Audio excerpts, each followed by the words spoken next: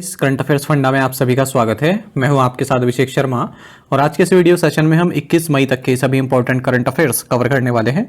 हमेशा की तरह आप इस वीडियो को अंत तक जरूर देखिएगा, आज भी आपको काफ़ी कुछ जानने के लिए मिलेगा।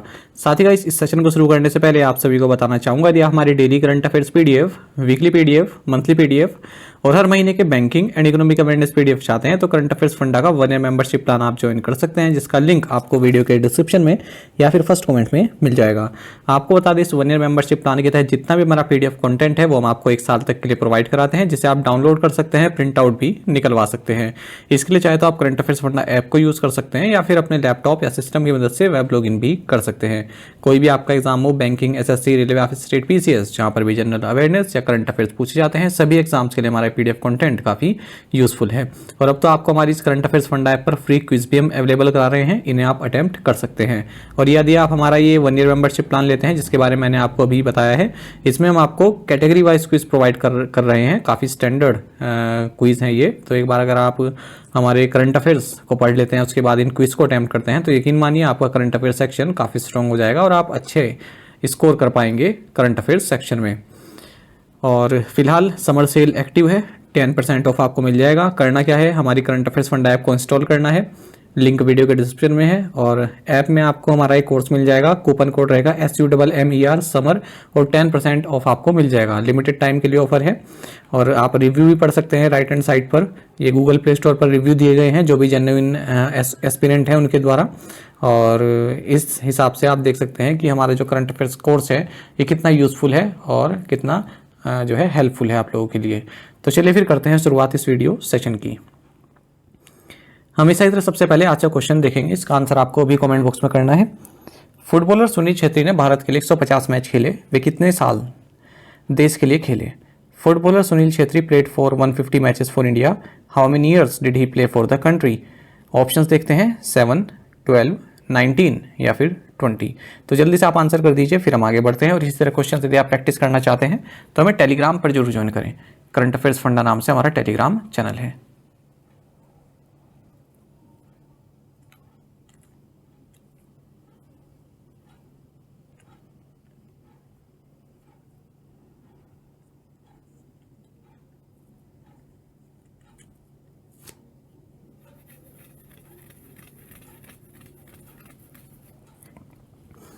When is the international T day celebrated? अंतर्राष्ट्रीय चाय दिवस कब मनाया जाता है? सही आंसर ऑप्शन बी रहेगा 21 मई। आपको जानना चाहिए कि हर साल 21 मई को इंटरनेशनल टी डे सेलिब्रेट किया जाता है। और अगर हम टी प्रोडक्शन की बात करें वर्ल्ड वाइड तो चाइना टॉप पोजीशन पर है, उसके बाद फिर भारत आता है।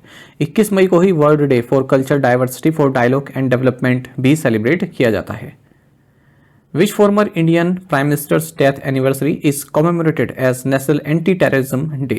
किस पूर्व भारतीय प्रधानमंत्री की पुण्यतिथि को राष्ट्रीय आतंकवाद विरोधी दिवस के रूप में मनाया जाता है? सही आंसर ऑप्शन बी है, राजीव गांधी। देखिए, हर साल 21 मई को नेशनल एंटी टेररिज्म डे भी सेलिब्रेट किया जाता है, क्योंकि इस दिन जो हमारे former prime minister Rajiv Gandhi 6th prime minister थे भारत के, इनकी डेथ एनिवर्सरी होती है। आपको बता दें 21 मई 1991 को श्रीपेरुम्बदूर में इनको असैसिनेट कर दिया गया था।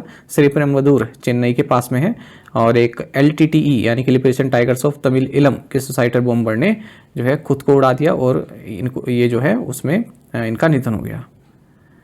आपको बता दें 31 अक्टूबर 1984 को ये भारत के प्रधानमंत्री बने 40 साल की उम्र में, क्योंकि इनसे पहले इंदिरा गांधी को असैसिनेट कर दिया गया था।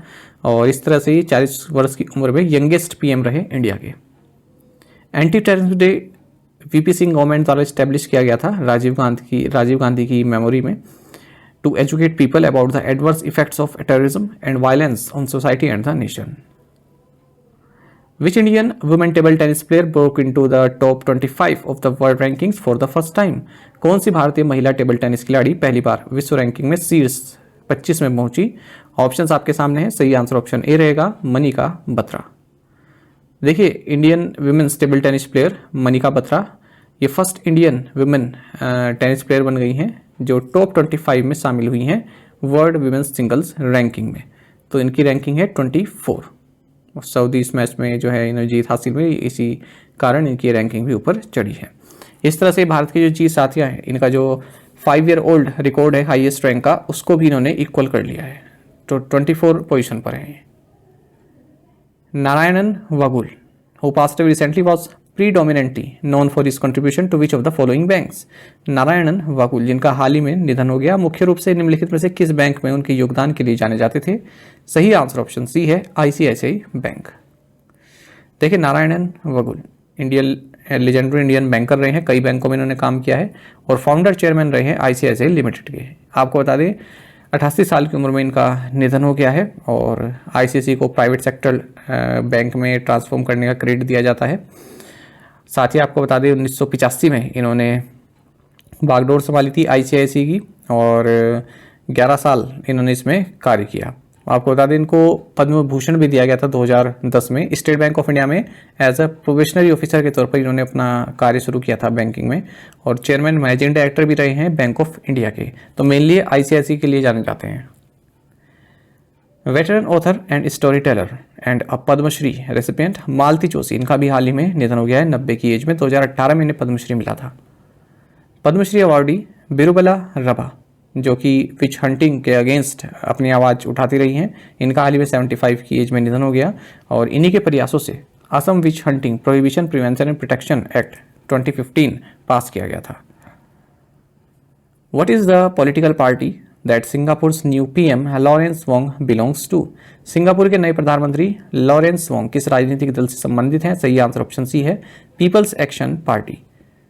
देखिए सिंगापुर के politician, economist and former civil servant Lawrence Wong Shyun Tsai, इन्होंने अपना जो है प्राइम मिनिस्टर का जो कार्यकाल है वो शुरू कर दिया है। सिंगापुर के चौथे प्राइम मिनिस्टर बने हैं।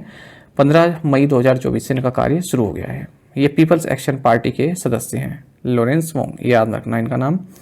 ये ली जिंग लूंग को इस पद पर सक्सीड कर रहे हैं। How much funding did HDFC bank receive from the international finance corporation IFC for micro loans to women? महिलाओं को सूक्ष्म ऋण देने के लिए एचडीएफसी बैंक को अंतर्राष्ट्रीय वित्त निगम से कितनी धनराशि प्राप्त हुई? सही आंसर ऑप्शन सी है $500 मिलियन। देखिए एचडीएफसी बैंक को $500 मिलियन रिसीव हुए हैं इंटरनेशनल फाइनेंस कॉर्पोरेशन से, ताकि जो विमेन माइक्रो फाइनेंस बोरोवर्स हैं उनको पैसे दिए जा सके। The bank with a long standing history of lending to women will use IFC's financing for on lending as micro loans to self help groups. जो सेल्फ हेल्प ग्रुप्स हैं उनको micro loan दिया जाएगा, जॉइंट लायबिलिटी ग्रुप्स को दिया जाएगा और ये सब दिया जाएगा एचडीएफसी का जो सस्टेनेबल लाइवलीहुड इनिशिएटिव है इसके तहत। तो पूछ सकते हैं कि सस्टेनेबल लाइवलीहुड इनिशिएटिव किस बैंक से संबंधित है? तो एचडीएफसी बैंक से। What is the revised growth forecast for India in 2024 as projected by the united nations? संयुक्त राष्ट्र के अनुमान के अनुसार 2024 में भारत के लिए विकास का पूर्वानुमान है 6.9%। देखिए यूनाइटेड नेशंस ने अपनी world economic situation and prospects report में इंडिया की जो जीडीपी फोरकास्ट है 2024 के लिए उसको रिवाइज किया है और 70 बेसिस पॉइंट से बढ़ा दिया है। 6.9% अब हो गया है, पहले 6.2% बताया हुआ था। ये किसके लिए? 2024 के लिए। अगर हम 2025 के लिए बात करें तो बताया गया है 6.6%। ग्लोबल ग्रोथ फोरकास्ट की बात करें 2024 के लिए तो 2.7% बताया है, पहले 2.4% बताया हुआ था और 2025 के लिए 2.8% बताया हुआ है।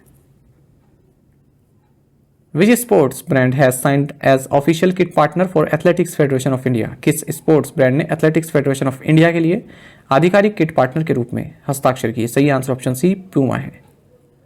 देखिए प्यूमा इंडिया ये ऑफिशियल किट स्पॉन्सर बन गई है एथलेटिक्स फेडरेशन ऑफ इंडिया की। तो ये मल्टी ईयर डील है।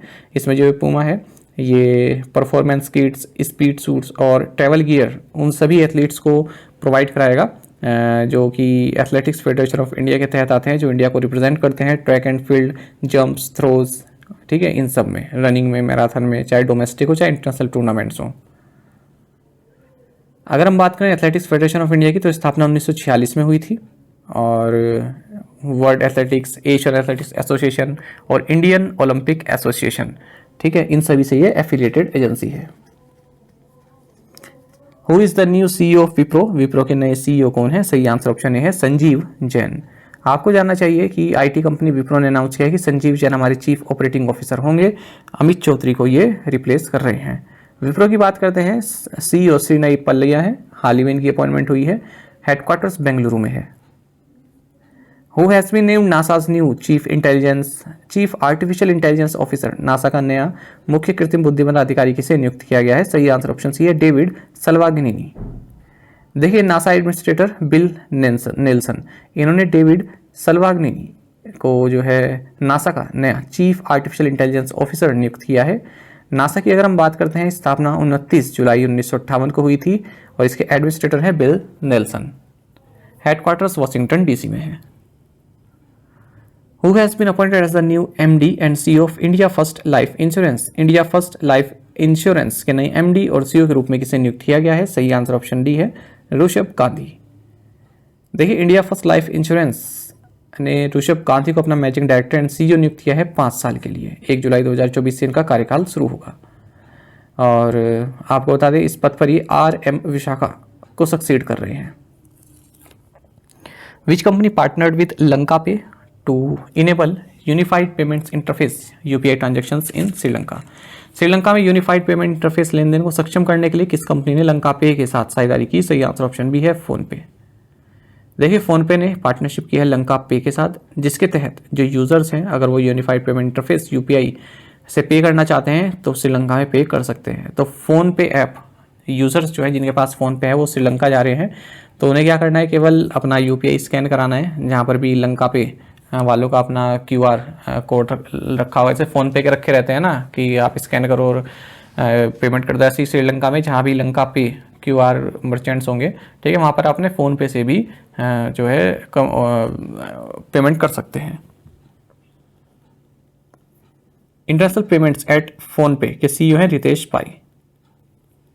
विच travel company has launched the home stay entrepreneurship training program? किस ट्रैवल एजेंसी ने होम स्टे उद्यमिता प्रशिक्षण कार्यक्रम शुरू किया है? सही आंसर ऑप्शन डी है, easemytrip.com। देखिए easemytrip.com ने small industries development bank of India यानी कि सिडबी और उत्तराखंड टूरिज्म डेवलपमेंट बोर्ड यानी कि UTDB के साथ मिलकर home stay entrepreneurship training programme launch किया है। और इसका मकसद रहेगा जो भी 4 धाम यात्रा का जो मार्ग है, जो रूट है, उस पर जो भी होम स्टे ओनर्स हैं उनको इम्पावर्ड किया जाए। इम्पावर्ड किस तरह से किया जाए, उनको स्किल्स बताए जाएँ कैसे हॉस्पिटैलिटी के और इको फ्रेंडली प्रैक्टिसेस बताई जाएँ, किस तरह से जो गेस्ट आएँ, ठीक है, उनके साथ जो है आपका बिहेवियर रहना चाहिए, किस तरह से आप उनको अच्छी सर्विस प्रोवाइड करा सकते हैं। Who has been appointed as an additional director in the Central Bureau of Investigation? केंद्रीय जांच ब्यूरो में अतिरिक्त निदेशक के रूप में किसे नियुक्त किया गया? सही आंसर ऑप्शन सी है, AYV कृष्णा। देखिए senior IPS officers AYV Krishna और N वेणुगोपाल, इन दोनों को ही एडिशनल डायरेक्टर्स नियुक्त किया है central bureau of investigation CBI में। CBI की बात करते हैं, आप सभी जानते हैं डोमेस्टिक क्राइम इन्वेस्टिगेशन एजेंसी है भारत की, ministry of personnel public grievances and pensions के तहत कार्य करती है, ये याद रखिएगा। और जो RTI है उससे एग्जेम्प्टेड है ये, ठीक है, RTI के दायरे में नहीं आती है। और इंटरपोल के साथ जो भी जानकारी साझा करनी होती है वो हमारे देश में CBI एजेंसी है, या फिर इंटरपोल को कोई बात बतानी है भारत से संबंधित तो CBI उसके लिए नोडल एजेंसी होती है। इसका हेडक्वार्टर्स न्यू दिल्ली में है और इसका मोटो है इंडस्ट्री, इम्पार्शियलिटी और इंटीग्रिटी। ये भी कई बार पूछा जाता है। इसकी स्थापना 1963 में हुई थी through Delhi special police establishment act 1946 के तहत। Which agency has been honored with the Geospatial World Forum Leadership Award? किस एजेंसी को Geospatial World Forum Leadership Award से सम्मानित किया गया है? ऑप्शंस आपके सामने है, सही आंसर ऑप्शन डी रहेगा, इन स्पेस। देखिए Indian national space promotion and authorisation centre यानी कि इन स्पेस, इसको Geospatial World Forum Leadership Award से सम्मानित किया गया है for public policy enabling industry development, ठीक है, इस कारण से। कहाँ पर? रोटरडैम में। GWF यानी कि Geospatial World Forum Leadership Awards presented annually at the Geospatial World Forum acknowledge individuals and organizations that have made exceptional contribution to the geospatial field and demonstrated innovation in addressing global challenges। In space के chairman doctor Pawan Goenka है, ये आप जानते ही हैं। Previous assignment questions के answer देखेंगे। When is the world cartoonist day celebrated? May 5th। In which year did India recognize the state of Palestine? 1988. What was the theme for International Day of the Midwife on May 5, 2024? Midwives, a vital climate solution.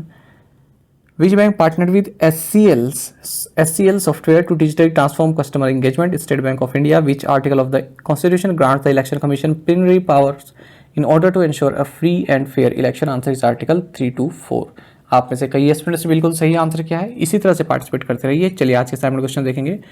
Where is the Courtallam falls located? Which state sends the largest number of MPs to the Lok Sabha? By which dynasty of kings were the twin shore temples at Mahabalipuram build?